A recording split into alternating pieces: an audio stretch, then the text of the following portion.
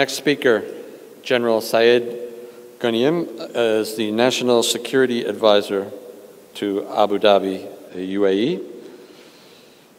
He is consulting and lecturing in training courses of national security and defense diplomacy. Prior to that, he worked as special advisor to the chairman of Al-Kharja Holding here in Abu Dhabi. During his military career, the general held several positions and duties, including Chief Planning and Operations of Reconnaissance, Directing Staff and the Chief of Information and Strategic Studies Center at the Command and Staff College. And internationally, he has served as Chief of Staff of Arms Monitoring in the UN mission in Nepal and the Senior National Representative of Egypt to the U.S. Central Command. And he also worked as a Senior Information Officer of the UN mission in the Western Sahara and participated in the French mission in Rwanda. He obtained his fellowship degree of Strategic Warfare and National Security Studies from the Higher Nasser Military Academy and his master's degree of Military Science and War Studies in 1998 from the General Command and Staff College of Egypt. He has also had earned a Bachelor of Science degree from Baluchistan University, and he graduated from the Command and Staff College of Pakistan, in addition to other training in defense and diplomacy and peacekeeping operations in the UK and Ireland, besides many courses in Egypt. And he is a graduate of the Military Academy of Egypt. So please welcome our next speaker, General Syed Ghoneim. Bismillah ar-Rahman ar-Rahim. Assalamu alaikum, fandom. Ladies and gentlemen, thank you very much for this opportunity to be presenting, let me say, my first lecture in this kind of conferences. I will talk about intelligence appreciation. It's my point of view, according to the situation. For sure, I'm not Navy, and I don't have a background in Navy, but I'm an Army officer. When I talk about maritime terrorism, I will concentrate about the political situation and the effect of the national security, especially in the Middle East region, trying to find out to you how terrorism around us right now thinking and what exactly you would like to do in the near future and after.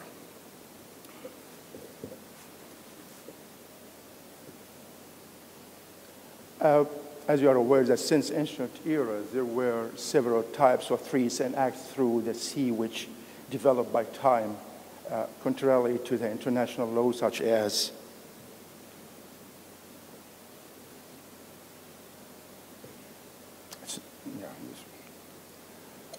smuggling, drugs and weapons, human traffic, piracy, the destruction of fisheries, in addition to polluting the coast and many other issues, this kind of threats. Today I will talk about several points, including so-called Arab Spring, the political security change results according to the Arab Spring in the countries in the Middle East, hotbeds of activities of the most important terrorist organizations group in the Middle East and relations to each other.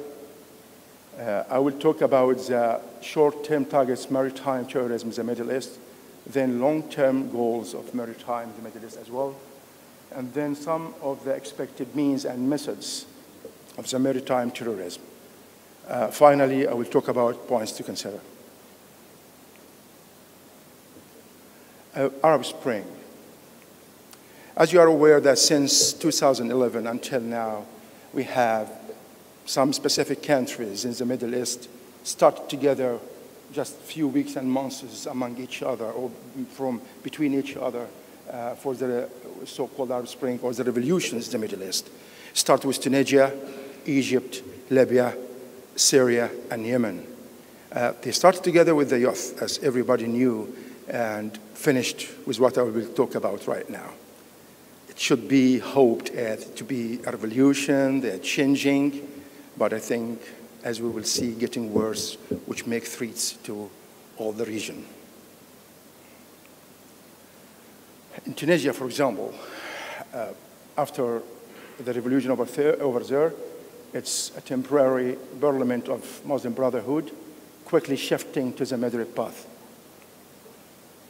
Then in Egypt, everybody knows that 2 revolutions within less than 3 years. And if everybody noticed that 2 opposite regimes stepped down, opposite to each other, and the armed forces were there supporting the people. And now I think it's very careful stability, political stability in the country, but at the same time they are confronting the terrorism inside the country and around. In Libya, the failure of the Muslim Brotherhood role and the extendable civil war was efforts of regaining the stability. And everybody knows that in Darna, the Islamic State has been declared by the Islamic groups over there. In Yemen, this is a immature revolution, as I believe that, and ended with dividing the country, and Houthis now are ruling the country and ruling all the sea around. In Syria, between the governmental forces and the opposition, the worsening of the civil war. And I'm not sure when it will end and what it will end up to. In Iraq, fall and dividing the state, and as you are aware, it's not only recently. This Iraq it's not a revolution, but it was something like getting worse to worse, especially from 2003 and after that until now. The country is breaking down, even failed, and Daesh is over there, and this is the start of what I would like to say. The hope beds. Okay. This is what after. As you see, in Egypt, we have Muslim Brotherhoods, Ansar Beit al-Maqdis. In Tunisia, we have Uqba Battalion and the Ansar al-Sharia. In Algeria, we have soldiers of the Caliphate. In Libya, we have the Shura Council of the Youth of Islam. In Somalia, we have Mujahideen Youth. And in Yemen, we have the Houthis. They are not only, as everybody knows, the terrorist groups. We have many, but I would like to concentrate in these groups for some reason. So I will talk now, will be a relation among these groups and why and what they will do. They are here and there. They are not, they didn't agree together before they start for sure. But they would like to make a collective operation or collective action which can improve whatever they would like to do in the future.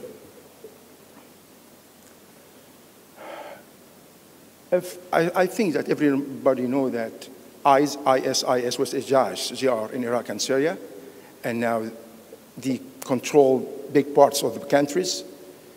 In addition, situation in Syria. This is in the east. So in the west of this part of the Middle East, you will find in Tunisia, for example, Aqaba Battalion and the organization Ansar al-Sharia. You will find Shura Council, as I said, in Libya, and also in Algeria, the group over there, the Ansar Junud al-Islam in Algeria. These three are in the west, facing the Mediterranean Sea. And we have Houthi in Yemen in the east. And if I go to Somalia, for example, which is a big problem, yes, the government over there, they try to stabilize the situation. They do all of efforts to make security stabilize as a country input. They try to do their best to make it stable. But as everybody knows that Mujahideen al-Islam over there drafted some youth to Iraq, and they fought among the troops of ISIS, Daesh. And even it has been declared in June that the leader, which is Ayoub al-Somali, has been killed over there. It did give that after the groups in the west, in Libya, Algeria, and Tunisia, declare their support that they will support Daesh in Iraq. They declared it very open and frankly. And at the same time, Mujahideen are supporting physically because they are very close. So, in this case, we can understand it will be like that. They will try to have a very near target together because they would like to work together to make it stronger. So they will aim, as the gentleman before me, even when he was talking about Saudi Arabia, they will aim Hormuz Strait, they will aim Bab el-Mandeb Strait, and then from the west, and they will try also to get Egypt down. Strong right now, and they want to get it down to control Suez Canal, to control Tirana Strait, and to control Al-Aqaba Gulf. If they control all of these five, tell me what will be the situation in this area. Controlling Mediterranean Sea, controlling Red Sea, controlling all the straits around the area. Then,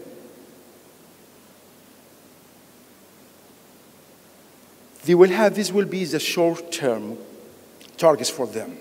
This will transfer me or will take me to the long-term goals for them. By doing that, they will try to ease the pressure on Daesh in Iraq and Syria. And by doing that, why not also to try to spread their existence to the Red Sea and the Pacific Ocean, and countries around even going to the east and south. At the same time, when they are controlling the west, if they are successful to do that, they will think about Gibraltar because they are thinking about north and west. They don't want to be blocked. They would like to spread, fight, and take, and control, and rule. This is your aim, I think. This is my personal opinion. Because they didn't start to stop or to get back. They start to continue. And then they will say hello to Europe, and they will say hello to Pacific Ocean.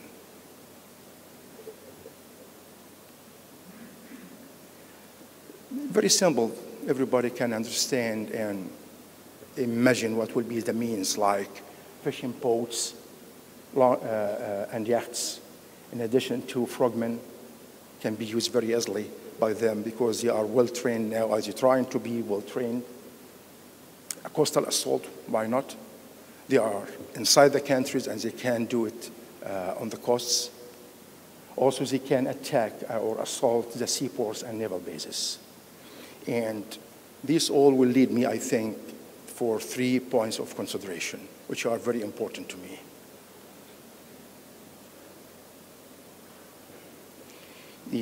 We all learned when we were students that the borders of the country is the land borders. But I believe everybody knows, you know more than me, you teach all that there are some other borders, which is the maritime borders. So the border of my country and all of your countries is the maritime, including the land borders. So we have to think in the future how to teach even our children that they must be careful and aware about the maritime borders, and it must be secured as we are securing our land borders. In addition to that, we have to think positively. We shouldn't wait to these kind of groups. I'm Muslim, but I think I'm a real Muslim. And what they are doing is feeding the humanity.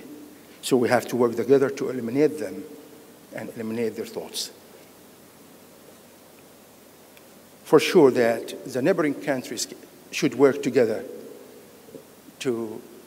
for fighting the terrorists and for make very strong ways for reconnaissance, for surveillance, for the coast and sea.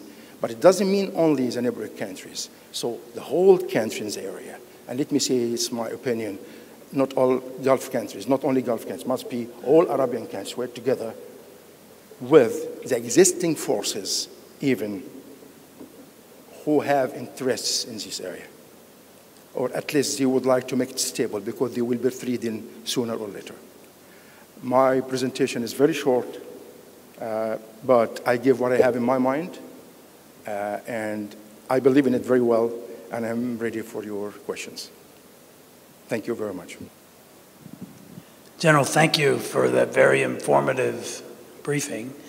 I was curious, You obviously have a lot of experience in this area. What is the solution? Is there a solution that's going to be found or that can be found to eradicate this type of terrorist activity? It's been going on for a long, long time, not only here but in other parts. And one could look in South America and what happened in places like that. I mean, have you any thoughts on where? It's not about a product or about a weapon system, or I mean, it's a lot deeper than that.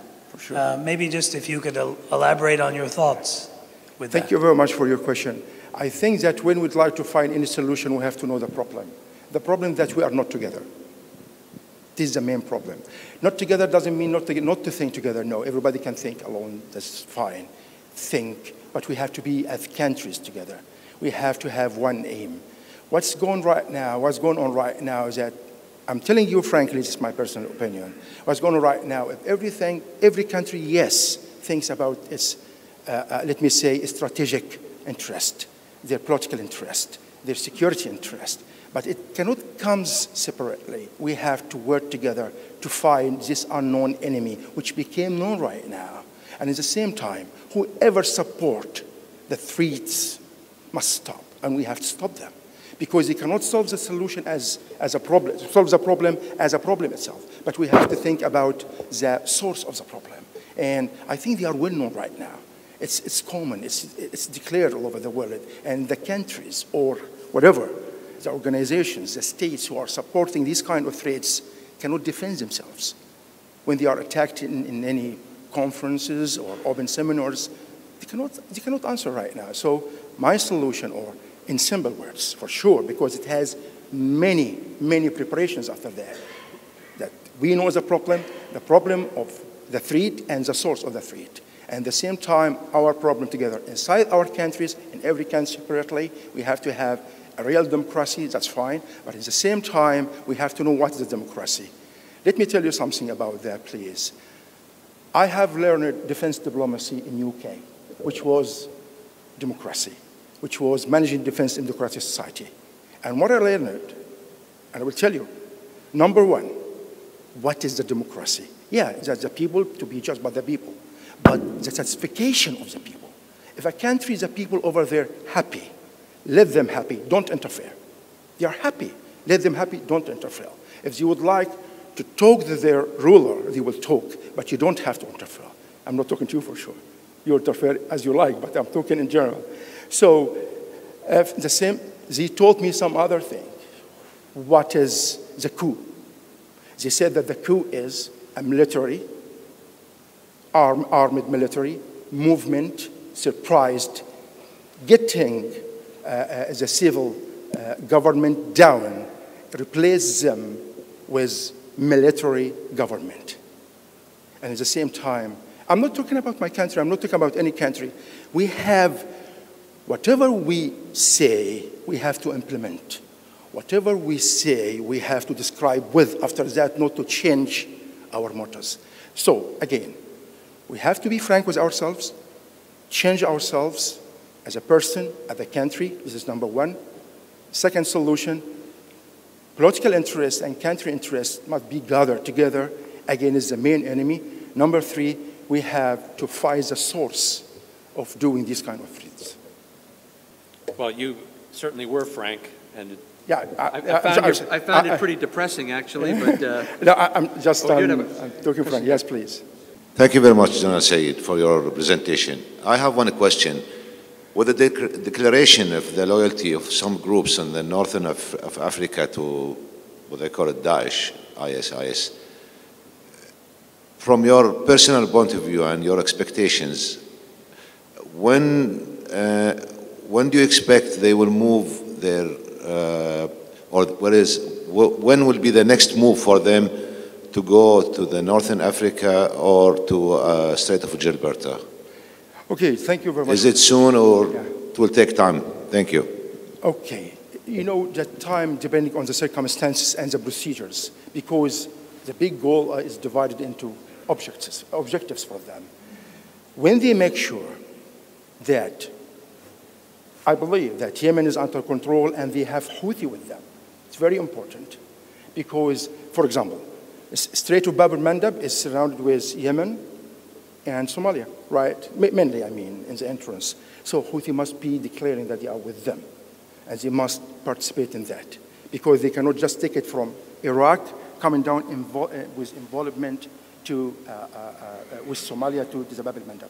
They will have piracy. They will have many, many procedures to do that. But in the same time, they will try to find any means to contact with Houthi in Yemen, I believe. And when they finish that very quickly, and you know that time passes quickly and procedures are very speedy, so it will be seen very quickly, as I told you now, right now. And after that, as I said, they will spread to the south, trying to control through the Pacific Ocean and going to Asia, south of Asia. And remember, their way is they are not only alone. They get inside our countries, take people with them. It's this kind of brainwashing. And then they extend more and more. Thank you. So you're going to join us here at in our panel discussion. And I would also invite Rear Admiral Al-Shadi up here, and Captain Al-Ghil, and Rear Admiral Mukhtar to join us on the panel.